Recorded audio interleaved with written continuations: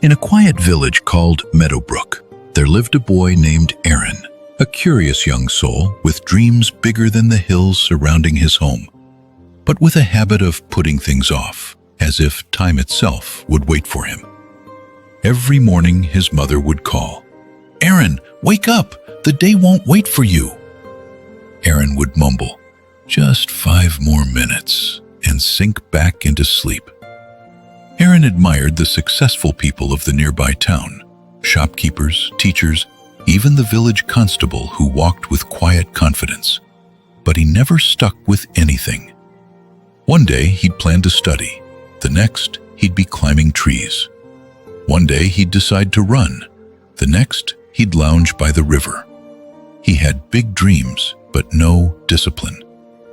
One evening, while wandering near the edge of the village, Aaron met Mr. Sen, a retired army officer who spent his days in quiet routine. Every morning, Mr. Sen woke at 4 a.m., swept his courtyard, exercised, read, and tended his garden. Aaron was curious. "Sir," he asked, "why do you follow the same routine every day? Doesn't it get boring?" Mr. Sen smiled gently. "Aaron, habits are like seeds. What you plant today will grow tomorrow.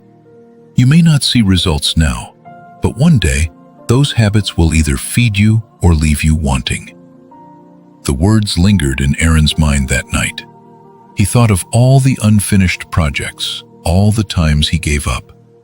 Maybe success wasn't about luck, it was about habits. The next morning, before sunrise, Aaron forced himself out of bed. His body protested, but he remembered Mr. Sen's words. He ran 200 meters and gasped like he'd crossed the desert, yet he didn't stop. Day after day, he ran a little farther. By the end of the week, he noticed a new strength within him.